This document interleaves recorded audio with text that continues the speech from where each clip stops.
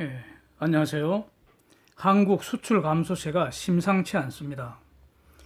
이렇게 무섭게 폭망하는 것 제가 지난 30여 년간 처음 보는 것 같습니다. 최근 그 수출 하락세 특징을 한번 분석해 보고요. 또 전망도 한번 해보고자 합니다. 대책은요, 할 말은 있는데 지금 말해도 아무 소용이 없을 것 같습니다. 이게 문제입니다. 6월 상순, 즉 1일부터 10일까지 전년 동기 대비 수출 마이너스 16.6%, 1028억 달러입니다. 수입은 마이너스 10.8%, 1251억 불입니다. 무역 수지 적자입니다. 수출 감소세 점점 더 심해지고요. 그 다음에 월수로 7개월째 감소세 지속되는지 이제 주목이 되는 상황이죠. 과거와 다른 특징이 두 가지 저는 보입니다. 첫째, 중공은 수출 늘어도 한국은 망하는 것인지 이게 이제 주목이 됩니다.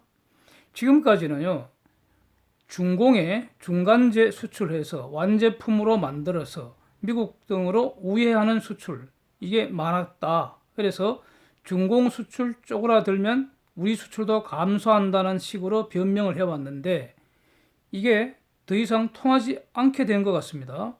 지난달 중공 수출 늘었고요. 대미 수출은 크게 늘었습니다. 그런데 우리 수출은 폭망세가 더 심해지고 있잖아요. 그래서 이런 변명 더 이상 통하지 않게 된 것 같아요. 두 번째, 환율 효과 사라지는지 주목됩니다.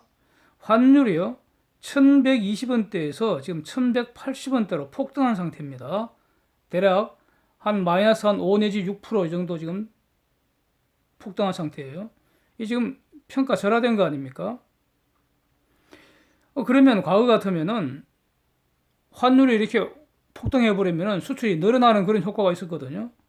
그런데도 지금은 수출 증가 효과를 지금 느낄 수가 전혀 없습니다. 오히려 수입 물가만 올라가는 매우 나쁜 구조가 돼버렸습니다. 그래서 이런 두 가지 특징이 고착되는지 앞으로 두고 봐야겠습니다. 왜냐하면 제가 지금 이렇게 될 가능성이 있다는 것을 염두에 두고 있었거든요. 그래서 이게 눈에 띄는 겁니다. 앞으로 계속 관찰하겠습니다. 그런데 만약에 말이죠, 이 두 가지 특징이 맞다면 이것이 진짜 심각해지는 겁니다. 이거는 한국 수출 이 폭망세가 대외 여건 탓으로 돌릴 수 없고요.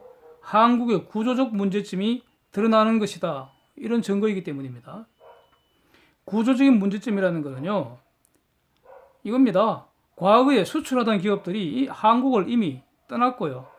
앞으로도 이삿짐 쌀 궁리만 하지 한국에서 연구하고 투자하고 고용하고 생산하고 수출하려고 아둥바둥하지 않는다는 겁니다.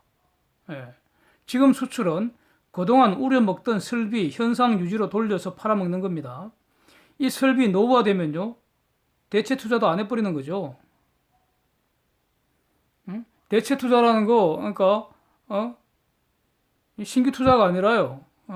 대체 투자 안 해버리고 해외에서 본격 생산한다는 거죠. 사실상 한국이 퇴출돼 버린다는 겁니다. 고비용 저효율 시장에 기업 적대시 문화에 기업인들이 이런 거 싫어하죠. 앞으로 무슨 일이 일어날까요? 저 사람들이 막연하게 말이죠. 좀 있으면 좋아진다. 좀 있으면 좋아진다. 이러고 있는데 수출 회복 안 될 수도 있습니다. 환율은 더 오르고요. 수입 물가 더 오르겠죠. 그러면 한국도 식량, 에너지, 필수 중간재, 필수 소비재 반드시 수입해 와야 하고요. 이 결제는 달러로만 해야 하고요. 해외에서 원화는 돈이 아닙니다. 무역 수지 흑자 급격히 쪼그라들 가능성 있는 거죠. 이제 이미 6월 상순에는 적자 났습니다. 이는 하반기 이후 내년까지 일단 주목해 봐야 하겠습니다. 성장률, GDP 성장률 이미 상반기는 완전히 맛이 갔습니다. 이제 2분기 수출 더 심하게 망하고 소비도 망가지는데 기업 투자 안 하는데 무슨 수로 성장합니까? 추경 완전히 웃기는 소리입니다. 진짜 한심하기 짝이 없습니다. 추경으로 뭐 내용을 들어보니까 뭐 수영장 짓고 뭐 알바비 준다는데 야 진짜 세금 처먹고 이따위 추경질 하는 저런 연놈들부터 쫓아내고 알바질이나 하게 해야 될 것 같습니다. 예.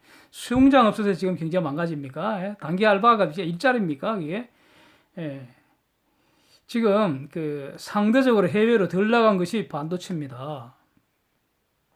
그래서 저는 하반기 반도체 수출은 회복되리라고 봅니다. 예. 예. 저는 글로벌 경제 자체를 비관적으로 보지는 않습니다. 글로벌 경제가 잘 나가도 한국 경제 힘들 수 있다는 입장입니다. 자, 그렇다면, 그러니까 하반기 반도체 수출이 회복되면은, 왜냐하면 반도체는 해외로 덜 나갔으니까요. 예.